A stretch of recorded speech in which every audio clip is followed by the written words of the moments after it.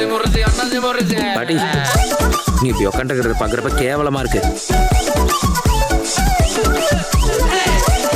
மாணவர்கள் ஒரு தவறான வழிகளை செல்றதுக்கு அவர்களுடைய தாய் தந்தை அவர்களை கவனிக்கிறது இல்லைன்ற ஒரு குறைபாடு சமூக மத்தியில் இருக்குது.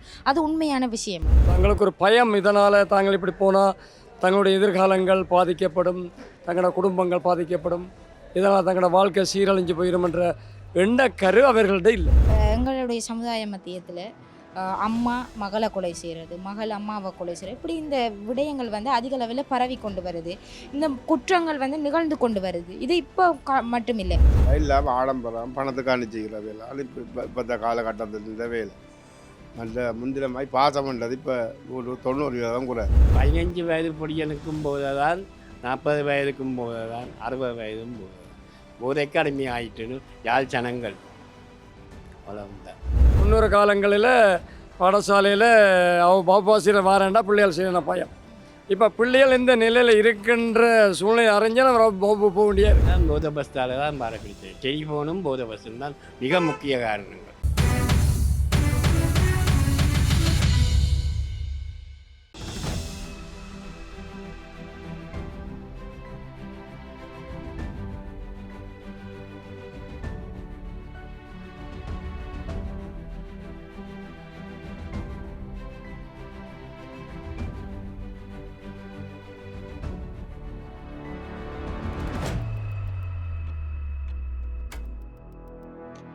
அண்ணா வணக்கம். வணக்கம்.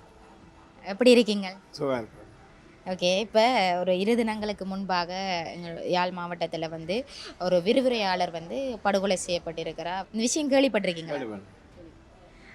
அதை படுகொலை செய்த அவருடைய மகளும் மருமகனும் சொல்ல, இந்த விஷயத்தை நீங்கள் எப்படி பார்க்குறீங்க?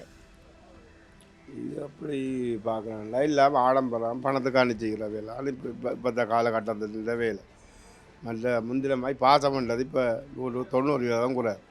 பணம் தான் இப்போ ஆக்கன்னு இருக்கல. முன்பு அதுக்கு தான் மரியாதை. நல்லவனை கெட்டவனை பார்க்குறேன். அவர்கிட்ட பணம் இருக்குதோ அவையை தான் முன்னோக்கி பார்க்கணும் முடிய நல்ல மேலே இப்போ தேர்ந்தெடுக்கிற குறைவு எந்த விஷயத்துலையும். இப்போதைய வளர்ந்து வருகின்ற சமுதாயத்துக்கு இடையில் இவ்வாறான மனப்பாங்கு எப்படி வருது? ஏன் இவர்கள் இப்படியான யோசனைகள் சிந்தனைகள் வருது அவர்களுக்கு? இப்போ சிந்தனை வர்றது காரணம் அதானுங்க இப்போ சொல்கிறேன். ஆடம்பரமான அடுத்த வேண்டிய பார்த்து அடுத்த நாள் இப்படி இருக்கோல்மான விழா சொல்ல 5 பேர் சேர்ந்து ஒரு தோட மேலே தான் குழப்பி அடித்து தான் இப்போ வாழணும். இப்போ நீங்கள் ஒரு ஆள் இப்போ நான் நேர் வழியில் போனால் அது இதில் போனால் உழைக்கலாது, அப்படி போனால் அப்படி போகலாம், முந்த வழி சரி வராது. அப்போ தாயை கொள்ளக்கூடிய இதென்ன மனப்பாடம் வேணால் அப்போ அப்படி இருக்கலாம். அவள் தனிಯಿಂದ இருக்க இன்னும் ஒரு ஆள் மேலால் மாற்றப்பட்டதாலும் இந்த வேலை இருக்கலாம். இப்போ வளர்ந்து வர ஒரு குடும்பத்தை எடுத்துக்கொண்டோம்னு சொன்னால், இந்த சமுதாயத்தில் ஆரம்ப காலத்தில் நாங்கள் பார்த்தோம்னு சொன்னால் நிறைய கூட்டு குடும்பமாக வாழ்ந்தோம். இப்போத்தைய இருக்கிற ஒரு குடும்பத்தை எடுத்துக்கொண்டோம்னு சொன்னால், இப்போ மகளும் கணவரும் தனியாக வாழ்வாங்க, அம்மா அப்பா தனியே, அப்படி ஒரு பிரிவினை இருக்குது. ஏன் அந்த ஆரம்ப காலத்தில் இருந்த அந்த இதுகள் மாற்றம் அடைஞ்சு கொண்டு வந்தது? அப்போ இந்த காலத்தில் எல்லாருலேயும் உண்மையான பாசம் இருந்தது. இப்போ திரும்பவும் இந்த இதுதான் ஆடம்பரம் பணம் தான் இருக்கலாம். பணத்தை காட்டி தான் இப்போ எல்லோரும் இருக்கலாம். நான் பெரியார் நீ பெரியார் முந்தி கட்டுப்பாடு இருந்தது. அதாவது எங்களோட 2009 முதல் எங்களோட இதில் ஒரு பயபக்தி கட்டுப்பாடு இருந்தது. இப்போ ஒன்றும் இல்லை. எதுவும் செய்யலாம். ஒரு இப்போ 4 கல்யாணம் செய்து உடம்பு விதம் பண்ணலாம். ஏன்னா அதுக்கு கோர்த்து இருக்குது, வாழ வக்கீல் இருக்குது. அது சிம்பிளாக முடியுது இப்போ எல்லாம் விஷயம். அந்த பயபக்திகள் இப்போ கொஞ்சம் எல்லாருக்கும் குறைஞ்சிடுது. முந்தி ஒரு ஆளுக்கு மரியாதை கொடுப்பேன், நம்ம இது போனாங்க. இப்போ யாரும் குடிக்கணும், இதை தட்டுப்பட்டாலே டீ போகிறாங்க. அப்படியான காலம் இப்போ இப்போத்த காலம் இருக்குல்ல. பயபக்தி இல்லாததால் இனிமேல் காலம் கஷ்டம். இப்போ இந்த மாணவர்கள் ஒரு தவறான வழிகளை செல்றதுக்கு அவர்களுடைய தாய் தந்தை அவர்களை கவனிக்கிறது இல்லைன்ற ஒரு குறைபாடு சமூக மத்தியில் இருக்குது. அது உண்மையான விஷயமா? அது சில இதில் இருக்கு உண்மையான. எல்லோரும் வேலையை போகிறோம், 2 பேர் வேலையை போகிறோம்னா பார்க்குறது கூட. நாங்கள் இப்போ ஒரு 2 மாதத்துக்கு முன்னே நடந்தது. அவர் மாஸ்டர் 2 பேரும் வேலை. பிள்ளைய பராமரிக்கிறதுக்கு ஒரு வேலை ஒரு ஆள் இருக்குது. அது பிள்ளைக்கு வருத்தம் கூடி காய்ச்சல் சின்ன குழந்தைன்ற விஷயம் சொல்கிறேன். அது காய்ச்சல் ஓடி 7 ஆண்டு சொல்லி வலிப்பு வந்து அதை பேருந்து அது இங்கே பெரிய ஆஸ்பத்திரிக்கு ஏற்றினவே. அப்போ டாக்டராக அவையில் பேசினோம் நீங்கள் கவனிப்பில்லையா இவனா அவையும் வேலையை போகிற இதில் அவையும் பிள்ளைய கவனிக்கல. அது அந்த விஷயத்தால் வக்கர குறைவு தான். எல்லோரும் அதை இப்போ இல்லைங்க, எல்லோரும் பணத்தை தேடி தான் ஓட முடியும். பிள்ளைகளுக்கு தான் வளர்க்கணும் பண்ணினா ஆனால் பிள்ளைகள் அக்கறை இருக்கல்ல இல்லையா இல்லை. சில பேர் ஒன்றும் செய்யலாது அந்த இதில் அக்கறை இல்லாமல் இருக்கிற முடியும். சில பேர் உண்மையில் அக்கறை இல்லாமல் இந்த படம் தான் தேவையான ஒரு ஆக்களும் இருக்கணும். 2 விதமான ஆக்களும் இருக்கணும் இல்லையான்னு இல்லை.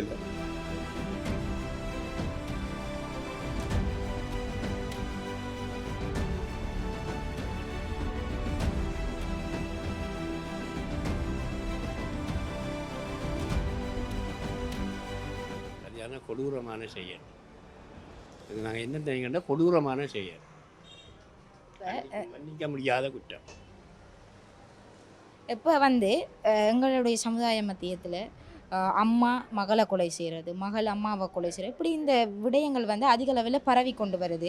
இந்த குற்றங்கள் வந்து நிகழ்ந்து கொண்டு வருது. இது இப்போ மட்டும் இல்லை, ஆரம்ப காலம் தொட்டு சில 2013ஆம் ஆண்டு மும்பாரான ஒரு சம்பவம் நடந்திருக்கு. அதுக்கு பிறகு தொடர்ந்து நடந்து வந்திருக்குது. சில விஷயங்கள் வந்து வெளியே வர இல்லை. ஆனால் இப்போ இந்த விஷயம் வந்து அதிகளவாக மக்களால் பரவி பார்க்கப்படுது. அது வந்து ஏற்றுக்கொள்ள முடியாத ஒரு விடயமாக இருக்குது. மகளே அம்மாவை கொலை செய்கிறன்றது ஒரு ஏற்றுக்கொள்ள முடியாத ஒரு விடயம். அதே நேரத்தில் அந்த தாயை போய் பார்க்க போகிறோன்ற கேட்கும் ஒரு அனுமதி கொடுத்தவே தானே. இந்த தாய் பார்த்தமும் பேருந்து விடையில தானே கொலை பண்ணா பிறகு அதே நாங்களே கேட்கத்தானே வேணும். இப்போ இந்த மாணவர்களுக்கு மத்தியில் இவ்வாறான ஒரு மனப்பாங்கு எதனால் ஏற்படுது? எல்லாம் போத பஸ்தால் தான் பாரப்பிடிச்சது. டெலிஃபோனும் போத பஸ்ஸும் தான் மிக முக்கிய காரணங்கள்.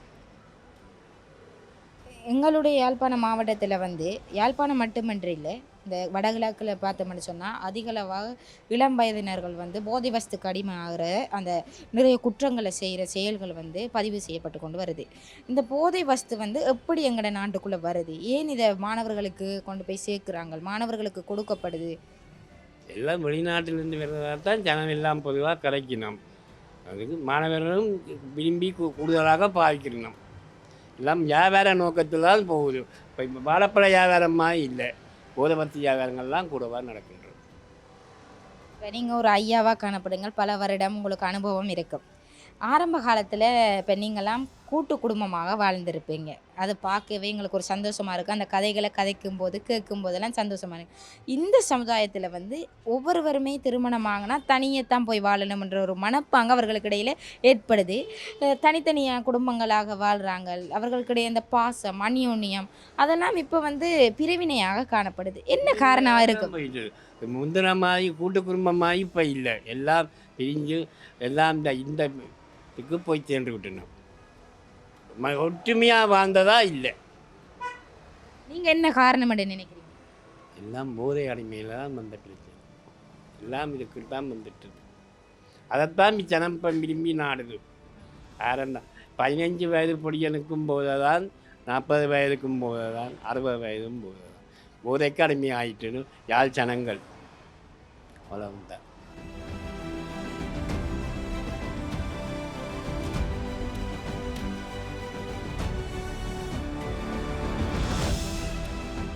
தற்போதைய இந்த சமுதாயத்தில் வளர்ந்து வர எங்களுடைய சமுதாயம், யுவதிகளாக இருக்கட்டும், இளைஞர்களாக இருக்கட்டும், மாணவர்களாக இருக்கட்டும், அவர்கள் மத்தியில் தற்போது நிறைய குற்ற செயல்கள் இடம்பெறுது. இதெல்லாம் எதனால் இடம்பெறுதுன்னு நீங்கள் நினைக்கிறீங்க? இதனால் வந்து அந்த குற்றச்செயல்களுக்கு முக்கிய காரணம் அவர்களுக்கு ஒரு பயம் இல்லை.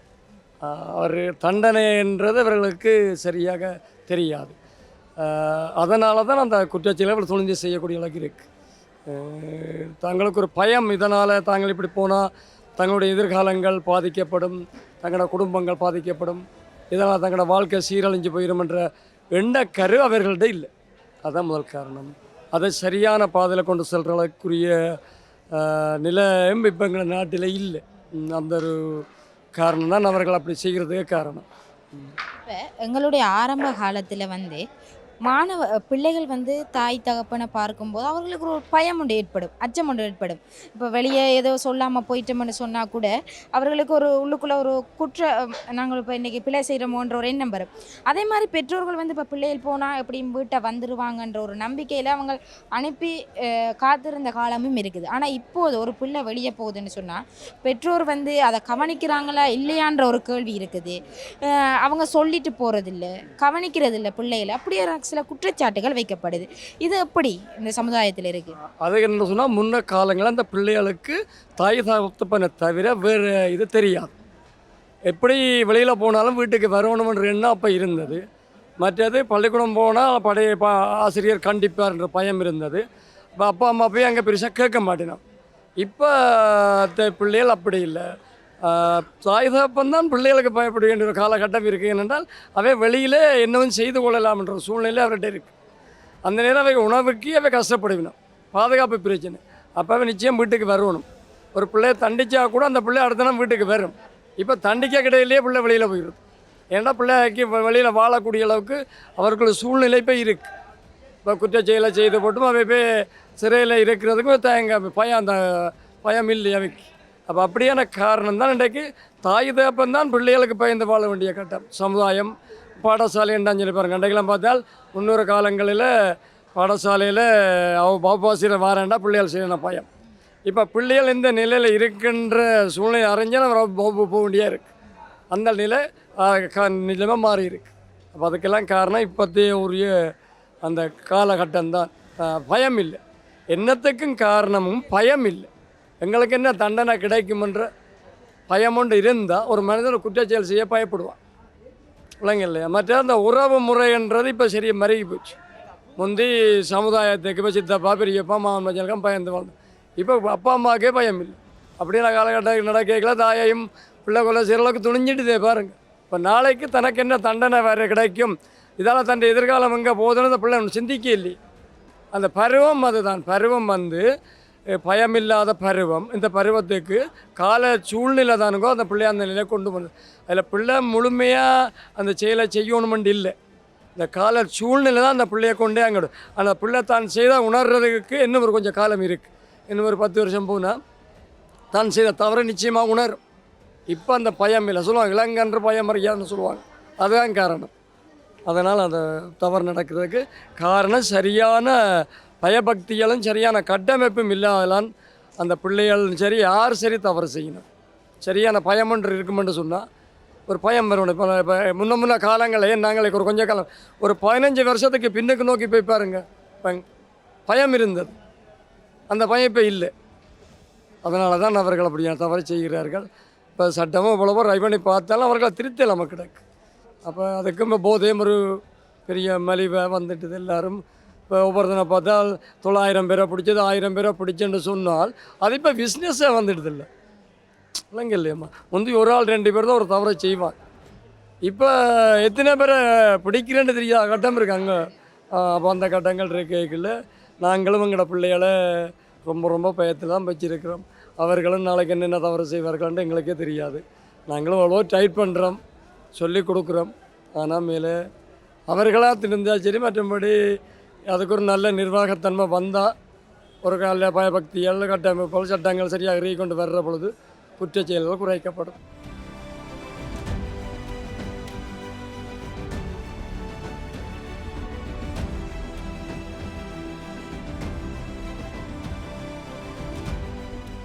இந்த மாணவர்களுக்கு இடையிலான இந்த பயம் என்றது ஏன் அவர்களுக்கு அது இல்லாமல் போனது? தாய் தகப்ப மேலே ஒரு மரியாதையாக இருக்கட்டும், அந்த பயம்ன்றது ஏன் அவர்களை விட்டு விலகி சென்றது? இப்போ இதுக்கு என்ன சில நடவடிக்கை எடுக்கலாமாட்டா? என்ன சட்ட ரீதியான நடவடிக்கைகள் எடுக்கலாம்?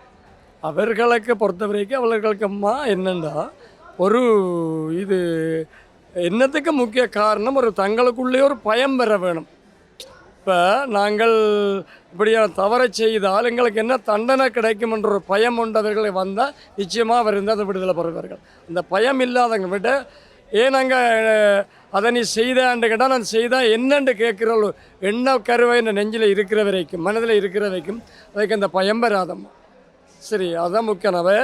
பயப்பட வேணும், இன்னொன்றுக்கும் பயம். அதான் முதல்ல சொன்னது போல் அப்பா அம்மாவுக்கு கட்டுப்பட்டு அம்மா நான் இதை செய்யட்டா அதை செய்யட்டா இப்படி அதை நம்ம அங்கே போகட்டா என்று கேட்டு செய்கிற பிள்ளை விலகி கொள்ளும் அம்மா. இது எத்தனை மணிக்கு வீட்டேருந்து வெளிக்கிறது, பிள்ளை அங்கே இப்போ டியூஷனுக்கு போனதா பள்ளிக்கூடம் போனதா வந்ததா, ஏனங்க நீ டியூஷனுக்கு போகலையன்னுட்டா நான் போக மாட்டேன் பிள்ளை நிற்கும் போட்டு. காரணம் அந்த அளவுக்கு அந்த பிள்ளைகளோட மனதில் அந்த பயம்ன்றது இல்லையம்மா, அந்த பய உணர்வு இல்லை. இதுதான் நம்ம முக்கிய காரணம் வரல. இதுதான் அடிப்படைக்குரிய பிரச்சனை. பயப்பட வேணும், பிள்ளைகள் குடும்பத்துக்கு கட்டுப்பட வேணும், அம்மா அப்பாவுக்கு கட்டுப்பட வேணும். பிள்ளைகள் தாய் தகப்பன் பிள்ளைகளுக்கு ஏற்ற மாதிரி வாழ வேணும். அம்மா நல்ல பிள்ளைகளுக்கு என்ன தேவைப்பாடுன்னு கேட்டு அதுக்கேற்ற மாதிரி அவர்களை சொல்லி கொடுப்பார்களாக இருந்தால் அவர்கள் அதை திருந்திக் கொள்வதற்கும் வாய்ப்புகள் நிறைய இருக்குது. இப்போ கேட்ட உடனே எந்த பிள்ளை என்னத்துக்கு ஆசைப்படுதோ அது உடனே வேண்டி கொடுக்கணும் இல்லைம்மா, அதுவும் ஒரு காரணம்தான். இப்போ இந்த விளையாண்டைக்கு டிவி இன்றைக்கு ஃபோன் வேணும் எனக்கண்டா ஃபோன் வேண்டி கொடுக்கக்கூடிய சூழ்நிலை தாயத்தப்போ அந்த அளவுக்கு வந்துட்டுது. அதில் நாங்களும் ஒருவர்கள் தான். இப்போ நாங்களும் இது விலக்கானவர்கள் இல்லை. காரணம் என்னென்னா அது இல்லைன்னா என்னால் மற்றது அவர்கள் என்ன சொல்லுகிறார் என்று சொன்னால் எங்களுக்கு அங்கே நோட்ஸ் போட்டிருக்கணும், எங்களுக்கு அதை படிக்கணும் இது படிக்கணும் அதால் படிக்கணும் பொறுப்பு வருதுன்னு சொல்லி ஒரு காரணத்தை காட்டிக்கணும். அந்த காரணத்தை இப்போ மற்றது முக்கியமான காரணம் இப்போத்தே சினிமா உலகமும் அதில் முக்கியமம்மா. ஒரு எந்த ஒரு பிள்ளையும் அது அறியாத வயது என்று சொல்லுவாங்க. இந்த வயதில் பிள்ளை விடுற பிள்ளை நிச்சயமாக திருந்திக் கொள்வது கஷ்டம். அதுக்கு அவர்களுக்கு அந்த அந்த கலாச்சாரத்துக்கு அந்த முதல் விடுதலை பெறணும். போனன்ற கலாச்சாரத்தை முழுமையாக விடுதலை பெற்றால் ஓரளவுக்கு அரைவாசி பிள்ளைகள் திருந்தக்கூடிய வாய்ப்பு இருக்குது. போன் தான் முக்கியம்.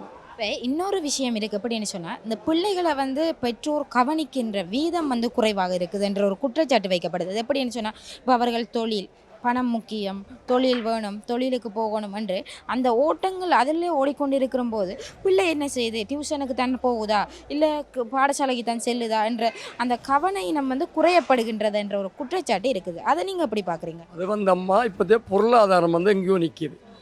சாதாரணமாக ஒரு 5 பிள்ளைகளை கொண்ட குடும்பத்துக்கு ஒரு நாளைக்கு குறைஞ்சது 3000 ரூபாய்க்கு மேலே வேணுமம்மா. தொழில் பிரச்சனை இருக்குது, பொருளாதார பிரச்சனை. அப்போ பிள்ளைகளை பிள்ளைகளோட தேவைகளை பூர்த்தி செய்யாத ஒரு கஷ்ட சூழ்நிலையில் அந்த அப்பா அம்மா ஓடி செய்கிறார்கள். என்ற பிள்ளைக்கு அந்த நாங்கள் தேவையை பூர்த்தி செய்யணும். இப்போ கால நீரோட்டம் நிறைய மாற்றங்கள் வருது. உடுப்புகள் இருந்தாலும் சரி ஏனையாக இருந்தாலும் சரி அவர்களுக்கு வேண்டி கொடுக்குற கட்டத்தில் அவர்களுடைய வருமானம் போதாமல் இருக்கிறதால அவர்கள் மென்மேலும் அப்படி செய்கிறார்கள்.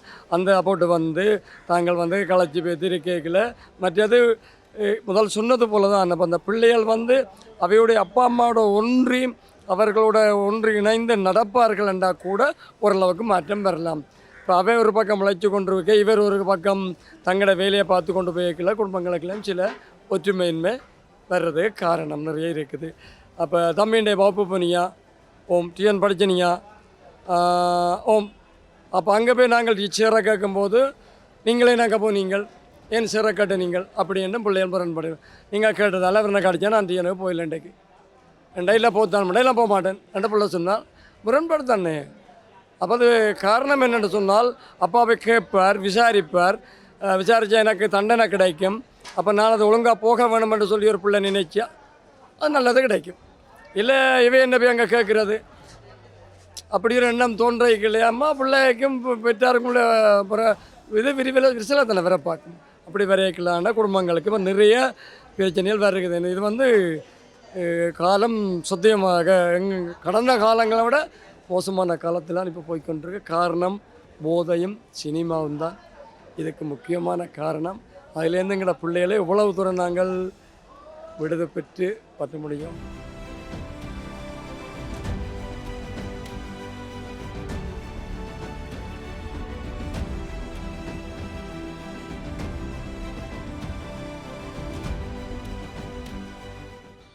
அண்மையில் யாழ்ப்பாணத்தில் ஒரு விரிவுரையாளர் படுகொலை செய்யப்பட்டு இருக்கிறார். இந்த சம்பவம் இதோட மாத்திரம் இல்லை, இதுக்கு முதல் நிறைய நடந்திருக்கு. 2013ஆம் ஆண்டு மட்டக்களப்பு செங்கலடியில் கூட இப்படி ஒரு படுகொலை நடந்திருந்தது. அந்த மாணவிக்கு 16 வயது தனது காதலனுடன் தாயையும் தந்தையையும் கொலை செய்திருக்கிறார். இப்போ எங்களுடைய சமுதாயத்தில் இருக்கிற மாணவர்களாக இருக்கட்டும் மாணவிகளாக இருக்கட்டும் பிள்ளைகளே தாய் தந்தையை கொலை செய்கிறதா இருக்கட்டும், தாய் தந்தை பிள்ளைகளை கொலை செய்கிற இப்படி ஒரு இந்த பாங்கு எங்களுடைய சமுதாயத்தில் பரவி கொண்டு வருது. இதற்கு என்ன காரணம்? இதுக்கு அவதாங்கிற காதலால் இப்போ நம்ம பின்ன வழியாக்கணும். அது இப்போ காதல் தான் கணவன் தான் முக்கியம் தான் அப்படி பிள்ளைகள் செய்யணும். அது தவறு. இப்போ இந்த காதல் தான் தவறுன்னு சொன்னால் ஆரம்ப காலத்தில் இருந்தே, அதாவது சங்க காலம், சங்கமரிய காலம், அந்த காலத்தில் இருந்தே காதல்ன்றது ஒரு மனிதர்களுக்கு இடையில் இயல்பாக வரக்கூடிய ஒரு விடயம். இந்த காதலை வந்து தற்போது வந்து அது வந்து நிறைய வழியிலான குற்றங்களை செய்யுது, அதை தூண்டி விடுது. ஏன் இப்போதான் அப்படி ஒரு நிலைமை. ஆரம்ப காலத்துலேயும் காதல் என்ற விடயம் இருந்தது, ஆனால் இப்போ வந்து பல குற்றங்களை செய்கிறதுக்கு அது ஒரு தூண்டுதலாக இருக்குது. என்ன காரணமாக இருக்கும்? அதுக்கு தாய் தகப்பனுக்கு பயம் இல்லை.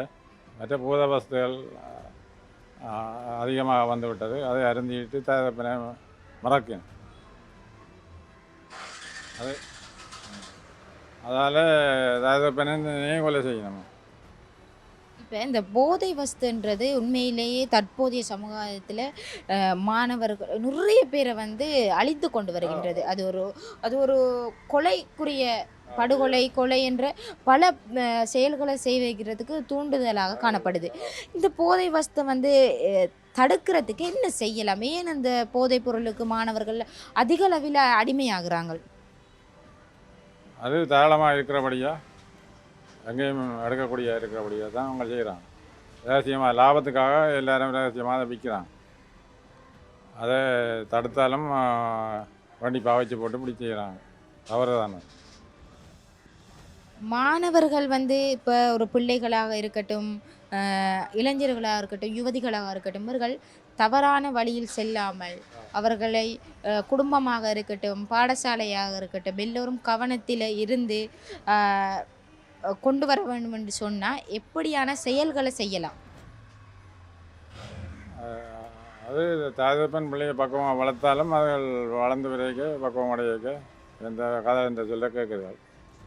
உதவத்து அதை குறுகிய அதிக லாபத்துக்காக ரகசியமாக கடத்தி கொண்டு விற்கிறாங்க. அதெல்லாம் நாட்டுக்கு பிரச்சனையாக தான் உள்ளது மக்கள்.